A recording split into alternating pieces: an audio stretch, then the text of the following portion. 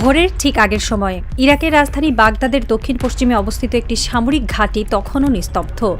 বাইরে হালকা আলো ফুটতে শুরু করেছে আর ভেতরে চলছে নিয়মিত নিরাপত্তা টহল। হঠাৎ আকাশে একটি শব্দ, তারপর আরেকটি, তারপর একসাথে কয়েকটি আগুনের রেখা ছুটে এলো অন্ধকার চিরে। কয়েক সেকেন্ডের মধ্যে পুরো ঘাঁটি কেঁপে উঠল বিকট বিস্ফোরণে। ভিক্টোরি বেস, মধ্যপ্রাচ্যে যুক্তরাষ্ট্রের অন্যতম গুরুত্বপূর্ণ সামরিক অবকাঠামো। সেই ঘাঁটির ভেতরেই একের পর এক আঘাত হানল রকেট ও ড্রোন। এটি ছিল না কোনো সতর্কবার্তা, এটি ছিল একটি ঘোষণা।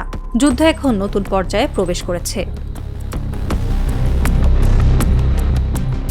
এই হামলার সবচেয়ে গুরুত্বপূর্ণ দিক ছিল একটি বিষয়, নিরাপত্তা ব্যর্থতা।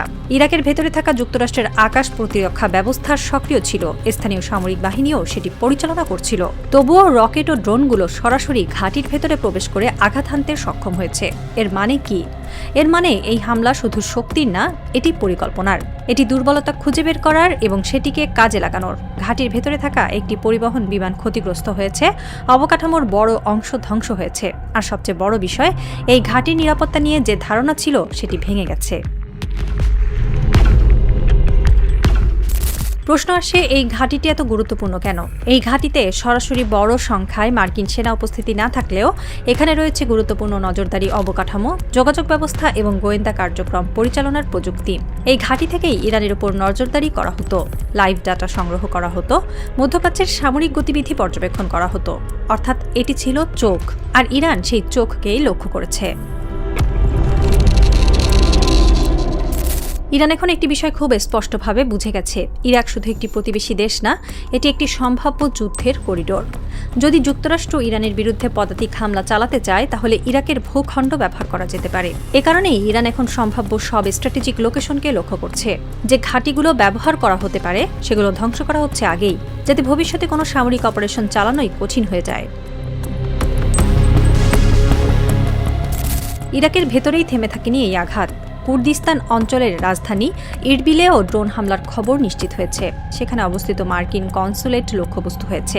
এটি একটি বড় বার্তা, কারণ কূটনৈতিক স্থাপনাও এখন নিরাপদ নয়। যুদ্ধ এখন আর শুধু সামরিক ঘাঁটির মধ্যে সীমাবদ্ধ নেই, এটি ছড়িয়ে পড়ছে সবখানে।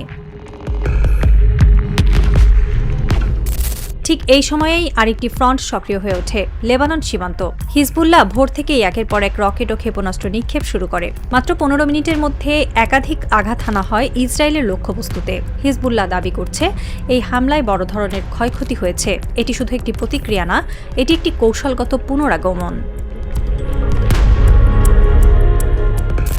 দীর্ঘদিন ধরে একটি যুদ্ধবিরতি ছিল, কিন্তু সে সময়ও ইসরায়েল লেবাননের অন্তত 5টি কৌশলগত অবস্থান দখল করে রেখেছিল। সেখান থেকে তারা সরে যায়নি। এখন হিজবুল্লাহ সেই জায়গাগুলো পুনরুদ্ধারের জন্য হামলা চালাচ্ছে। অর্থাৎ যুদ্ধ আসলে কখনো থামেনি, শুধু থেমে থাকার অভিনয় করেছে। এই পুরো পরিস্থিতির মধ্যে ইসরায়েল একটি বড় সিদ্ধান্ত নিয়েছে। তারা মাল্টি ফ্রন্টে একাই যুদ্ধ চালিয়ে যেতে প্রস্তুত। এমনকি যদি যুক্তরাষ্ট্র যুদ্ধ থেকে বেরিয়েও যায়, তবু তারা থামবে না। এই লক্ষ্যেই তারা প্রায় $271 বিলিয়ন যুদ্ধ বাজেট প্রস্তুত করেছে। এর একটি বড় অংশ সামরিক খাতে বরাদ্দ দেওয়া হয়েছে। এটি একটি স্পষ্ট বার্তা, এই যুদ্ধ দীর্ঘমেয়াদী। ইসরায়েলের দৃষ্টিতে এই যুদ্ধ শুধু বর্তমানের না, এটি ভবিষ্যতের। তারা মনে করে যদি এখন হিজবুল্লাহকে থামানো না যায়, তাহলে তারা ভবিষ্যতে আরও শক্তিশালী হয়ে উঠবে, আর সেই শক্তি পরে আরও বড় হুমকি হয়ে দাঁড়াবে। এ কারণেই তারা চায় যুদ্ধ চলতে থাকুক, বিশেষ করে উত্তর সীমান্তে। এদিকে যুক্তরাষ্ট্র একটি জটিল অবস্থায় রয়েছে। একদিকে তারা এই যুদ্ধ থেকে সম্মানজনকভাবে বের হতে চায়, অন্যদিকে তারা পুরোপুরি সরে যেতে পারছে না, কারণ ইসরায়েলের উপর তাদের নির্ভরতা আছে এবং ইসরায়েলও তাদের উপর নির্ভর করছে। এই দ্বন্দ্বই এখন যুক্তরাষ্ট্রকে কোণঠাসা করে ফেলেছে। এই সংকটের মাঝেই একটি বড় ধাক্কা এসেছে ইউরোপ থেকে। স্পেন ঘোষণা দিয়েছে যুদ্ধকালীন পরিস্থিতিতে তারা তাদের আকাশসীমা যুক্তরাষ্ট্রের সামরিক ব্যবহারের জন্য উন্মুক্ত রাখবে না। এই সিদ্ধান্ত যদি অন্যান্য ইউরোপীয় দেশও অনুসরণ করে, তাহলে যুক্তরাষ্ট্রের জন্য মধ্যপ্রাচ্যে দ্রুত সামরিক সহায়তা পাঠানো কঠিন হয়ে যাবে। এটি একটি চেইন রিয়াকশন তৈরি করতে পারে এবং সেই রিয়াকশন সরাসরি যুদ্ধের গতি কমিয়ে দিতে পারে। একটি মানচিত্রের সামনে দাঁড়িয়ে একজন বিশ্লেষক ধীরে বললেন, এটি আর একটি যুদ্ধ না, কারণ একদিকে ইরাকে হামলা, অন্যদিকে লেবাননে আগুন।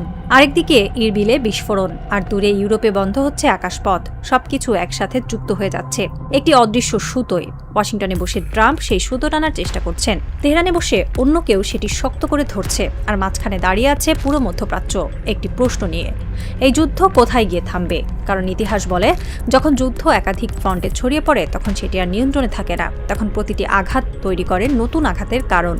আর সেই চক্র একসময় এমন জায়গায় পৌঁছায় যেখান থেকে আর ফেরার পথ থাকে না।